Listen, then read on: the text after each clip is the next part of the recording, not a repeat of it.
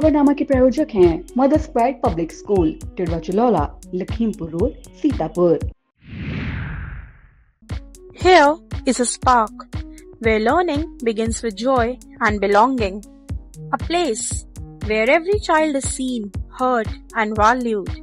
Little hands that scribble today grow into confident voices tomorrow. Curious minds turn ideas into action. Victories are celebrated and every fall becomes a lesson.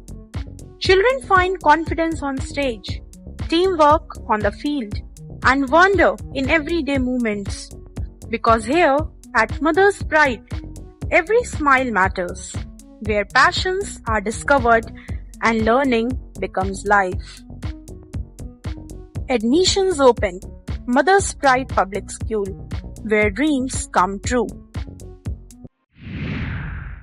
नमस्कार, मैं हूं बबीता सिंगौर और आप देख रहे हैं अपना पसंदीदा चैनल आई इंडिया। दर्शकों के अभिवादन के साथ शो करते हैं आई इंडिया का खास शो खबरनामा। आई इंडिया का खास शो खबरनामा अब नए अंदाज में होगा, जिसमें बात होगी यूपी की महत्वपूर्ण खबरों की जो सुर्खियों में रहेंगी। आज के खबरनामे में सबसे पहले बात करेंगे सीएम का बड़ा ऐलान, शिक्षा मित्र और अनुदेशकों के मानदेय में बढ़ोतरी 1 अप्रैल से हुई लागू। और बात करेंगे रामपुर के युवक शाबेद का 107 महीने बाद रूस से भारत पहुंचा। फिर बात होगी यूपी बोर्ड प्रैक्टिकल अंक अपलोड में हुई लापरवाही, 34,000 छात्र हुए प्रभावित। और खबरनामे के अंत में बात करेंगे रामपुर में अवैध इस्पात सेंटरों पर कार्रवाई, 6 सेंटर सील। लेकिन पहले नजर सुर्खियों पर। पंचायत चुनाव में देरी पर सपा कार्यकर्ताओं पर प्रदर्शन लिए गए हिरासत में। पंचायत चुनाव में देरी पर सपा कार्यकर्ताओं का प्रदर्शन लिए गए हिरासत में। टीटी अनिवार्यता के विरोध में शिक्षकों का जनसैलाब, आंदोलन हुआ तेज। सहारनपुर मदरसे में बच्चे की पिटाई का वीडियो वायरल, आरोपी गिरफ्तार। यूपी में बेमौसम बारिश का कहर, आंधी बारिश और ओलावृष्टि से हुई फसलें बर्बाद। खबरें उत्तर प्रदेश से। प्रदेश की खबरों में सबसे पहले बात करेंगे सीएम के बड़े ऐलान की। उत्तर प्रदेश में शिक्षा व्यवस्था से जुड़े लाखों कर्मियों के लिए बड़ी राहत की खबर सामने आई है। सीएम योगी आदित्यनाथ ने वाराणसी में बड़ा ऐलान करते हुए 1,42,000 शिक्षा मित्र और 24,000 अनुदेशों के मानदेय में वृद्धि की घोषणा की है।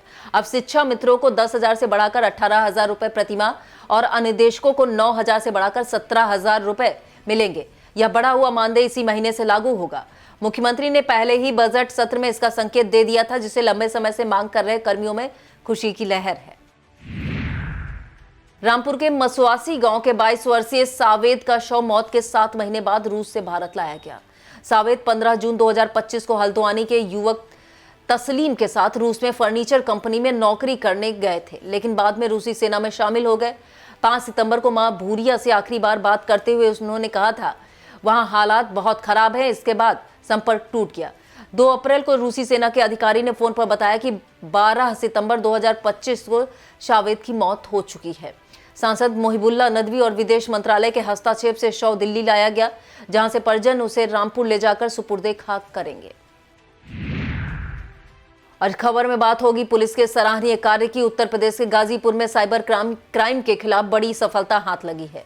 पुलिस ने 67 करोड़ रुपए की ठगी करने वाले अंतरराज्यीय गिरोह का पर्दाफाश करते हुए ऋषिराज, रोहन कुमार और सचिन सिंह को गिरफ्तार किया है। क्राउन पे नाम से टेलीग्राम के जरिए चल रहे इस नेटवर्क में 700 से ज्यादा फर्जी म्यूल खातों का इस्तेमाल किया गया। आरोपियों के पास से 19 सिम, 12 एटीएम कार्ड और बैंक दस्तावेज बरामद हुए हैं। पुलिस अधीक्षक इराज राजा के अनुसार 25 राज्यों में 25 से अधिक शिकायतें दर्ज हैं। जांच में और बड़े खुलासे संभव हैं। विस्तृत खबर के लिए आप देखें आई इंडिया। माध्यमिक शिक्षा परिषद उत्तर प्रदेश प्रयागराज के सचिव भगवती सिंह ने इंटरमीडिएट प्रयोगात्मक परीक्षा को लेकर महत्वपूर्ण निर्देश जारी किए हैं। परिषद के अनुसार प्रथम चरण 24 जनवरी से 1 फरवरी और द्वितीय चरण 2 से 9 फरवरी तक परीक्षाएं आयोजित हुई थी, जबकि शेष परीक्षाओं के लिए तिथि 13 फरवरी तक बढ़ाई गई थी। इसके बावजूद 652 विद्यालयों के 34,673 छात्र छात्राओं की 68,202 उत्तर पुस्तिकाओं के अंक अब तक अपलोड नहीं हुए हैं। परिषद की वेबसाइट 6 और 7 अप्रैल को दोबारा सक्रिय रहेगी। साथ ही छूटे विद्यार्थियों की प्रयोगात्मक परीक्षाएं 9 और 10 अप्रैल को सीसीटीवी निगरानी में कराने के निर्देश अपर सचिव कार्यालय मेरठ, बरेली, प्रयागराज, वाराणसी और गोरखपुर को दिए गए हैं। रामपुर के सिविल लाइन क्षेत्र में प्रशासन ने अवैध स्पा सेंटरों के खिलाफ बड़ा अभियान चलाया है। सिटी मजिस्ट्रेट के नेतृत्व में हुई कार्रवाई में 6 स्पा सेंटरों को सील कर दिया गया है। जांच में सामने आया है कि इन सेंटरों के पास नगर पालिका का एनओसी और फायर विभाग की अनुमति नहीं थी। अपर पुलिस अधीक्षक अनुराग सिंह ने बताया कि 5 टीमों ने संयुक्त रूप से चेकिंग की और गंभीर अनियमितताएं पाई गईं। प्रशासन ने स्पष्ट चेतावनी दी कि भविष्य में नियमों का उल्लंघन करने वालों पर सख्त कार्रवाई होगी। इस कार्रवाई से अवैध कारोबारियों में हड़कंप मच गया है। और अब बात सपा के कार्यकर्ताओं द्वारा पंचायत चुनाव में देरी को लेकर किए गए प्रदर्शन की। लखनऊ के हजरतगंज स्थित अटल चौक पर समाजवादी पार्टी के कार्यकर्ताओं ने पंचायत चुनाव में देरी को लेकर जोरदार प्रदर्शन किया। कार्यकर्ता हाथों में पोस्टर लेकर सरकार के खिलाफ नारेबाजी करते हुए जल्द चुनाव कराने की मांग कर रहे थे। प्रदर्शन के दौरान पुलिस और कार्यकर्ताओं के बीच हलचल की स्थिति बनी गई। मौके पर मौजूद पुलिस ने सभी प्रदर्शनकारियों को हिरासत में लेकर इको गार्डन भेज दिया। इस दौरान क्षेत्र में कुछ समय के लिए तनावपूर्ण माहौल रहा। सपा कार्यकर्ताओं ने सरकार पर लोकतांत्रिक प्रक्रिया में देरी का आरोप लगाया। टीटी अनिवार्यता के खिलाफ देश भर में बेसिक शिक्षकों का गुस्सा रामलीला मैदान में जनसैलाब बनकर उमड़ा, जहां करीब 5 लाख शिक्षकों ने जोरदार प्रदर्शन किया। टीचर फेडरेशन ऑफ इंडिया के बैनर तले जुटे शिक्षकों ने एक स्वर में आदेश वापस लेने की मांग की। टीएफआई के राष्ट्रीय अध्यक्ष डॉक्टर दिनेश चंद्र शर्मा ने आर पार की लड़ाई का ऐलान करते हुए आंदोलन तेज करने की चेतावनी दी। भाजपा सांसद जगदम्बिका पाल ने मंच से शिक्षकों को संबोधित कर उनकी मांगों को केंद्र सरकार तक पहुंचाने का भरोसा दिलाया। शिक्षकों ने पीएम ऑफिस को ज्ञापन सौंपकर संसद घेराव की चेतावनी भी दी। विस्तृत खबर के लिए आप देखें इंडिया। सहारनपुर के गंगोह क्षेत्र में स्थित मदरसा दारुल उलूम जकरिया में 10 वर्षीय बच्चे की बेरहमी से पिटाई का मामला सामने आया है, जिसका वायरल वीडियो में मौलाना जुनैद और स्वैब बच्चे को उल्टा लटकाकर 36 डंडे मारते दिखाई दे रहे हैं, जबकि बच्चा दर्द से चिल्लाकर छोड़ने की गुहार लगा रहा है। यह वीडियो मदरसे के ही तीसरे मौलाना ने रिकॉर्ड किया था, जो 1.5 साल पुराना बताया जा रहा है और 3 अप्रैल को वायरल हुआ। शिकायतकर्ता साजिद हसन की तहरीर पर गंगोह पुलिस ने दोनों आरोपियों को गिरफ्तार कर लिया है। सीओ अशोक कुमार सिसोदिया ने बताया कि मामले की जांच जारी है और दोषियों पर सख्त कार्रवाई होगी। वक्त हो चला एक छोटे से ब्रेक का, आप देखते रहिए खबरनामा। Every child is unique and deserves a school that truly understands their potential. At Bright Future Public School Sidholi, learning goes beyond textbooks. With experienced teachers, modern teaching methods, and personal attention for every student. We believe in academic excellence, strong values, creativity, and confidence.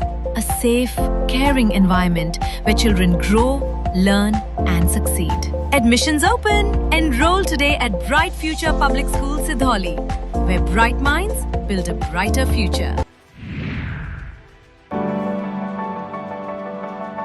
At Singhania Educational Institute, we're not just prepared for the future, we're actively shaping it with technology and innovation. We are preparing to lead tomorrow.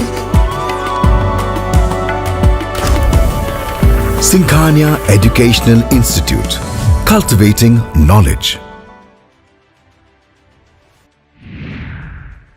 Meerut के मखदूमपुर गंगा किनारे एक बेहद दर्दनाक हादसा सामने आया है, जहां दादी के अंतिम संस्कार के बाद एक ही परिवार के 4 युवक गंगा में डूब गए।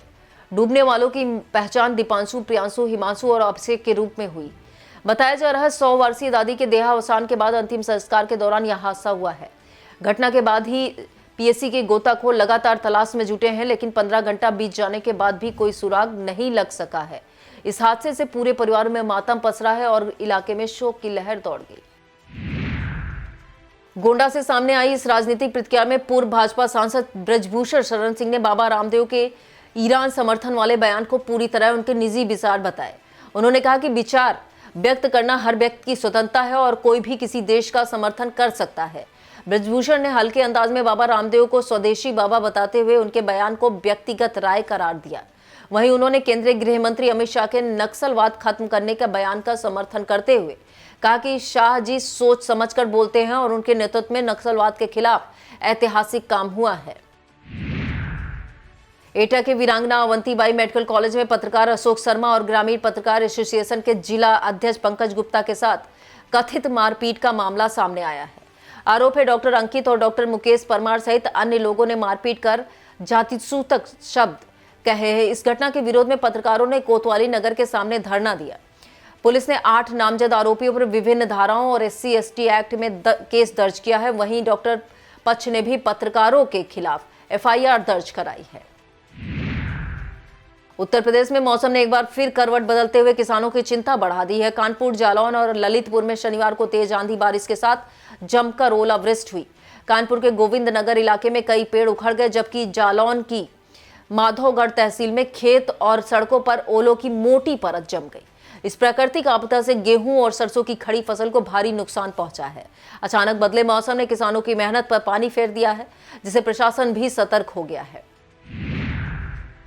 अब बात लखीमपुर की खबरों की। लखीमपुर खीरी में रील बनाने के दौरान चली गोली से अंश झा की मौत हो गई है। अंश अपने दोस्तों के साथ घर से निकला था और परिजनों को बताया कि वह पटाखे से घायल हुआ है। बाद में हॉस्पिटल में एक्सरे से गोली लगने की पुष्टि हुई। लखनऊ में इलाज के दौरान उसकी मौत हुई। घटना के बाद परिवार में कोहराम मचा है। परिजनों ने अंश के दोस्तों के खिलाफ FIR दर्ज कराई है। वायरल वीडियो में घटना की अलग तस्वीर सामने आने से मामला और संदिग्ध हो गया है। पुलिस जांच में जुटी है। लखीमपुर खीरी में मिशन शक्ति के अंतर्गत पुलिस अधीक्षक डॉक्टर ख्याति गर्ग के निर्देशन में थाना निघासन पुलिस ने बाजारों, सार्वजनिक स्थानों और ग्रामीण शहरी क्षेत्रों में महिला सुरक्षा जागरूकता अभियान चलाया। अभियान के दौरान सैकड़ों महिलाओं और बालिकाओं को उनके कानूनी अधिकारों तथा अपराध बचाव के उपायों की जानकारी दी गई। पुलिस ने हेल्पलाइन, महिला शक्ति लाइन, चाइल्ड हेल्पलाइन, 112 इमरजेंसी और कंट्रोल रूम की जानकारी साझा की। साथ ही यूपी क्रॉप ऐप, साइबर अपराधों से बचाव, पॉक्सो एक्ट, दहेज निषेध अधिनियम, घरेलू हिंसा अधिनियम और IT एक्ट के बारे में जागरूक किया। पुलिस ने महिलाओं से किसी भी समस्या पर तुरंत हेल्पलाइन या पुलिस से संपर्क करने की अपील की।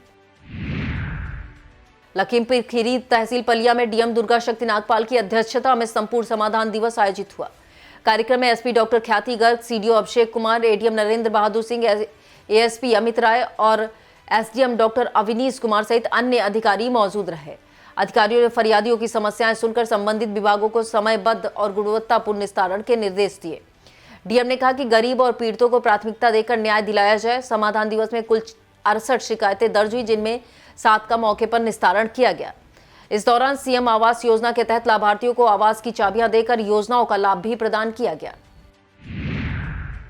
छोटी काशी गोला के ऐतिहासिक चैती मेले के 7वें दिन जूनियर प्रतिभाओं ने मंच पर अपना दमखम दिखाया और गायन, नृत्य प्रतियोगिताओं में नन्हे प्रतिभागियों ने शानदार प्रस्तुति देकर दर्शकों की खूब तालियां बटोरी।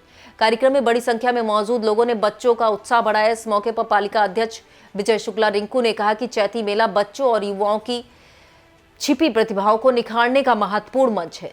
जूनियर डांस प्रतियोगिता में दान्या ने प्रथम, अलीशा ने द्वितीय और परी ने तृतीय स्थान हासिल किया, जबकि गायन में अल्तमस खान, वंशिका और आद्या वर्मा ने उत्कृष्ट प्रदर्शन किया। कार्यक्रम का संचालन संजीव दीक्षित ने प्रभावी ढंग से किया।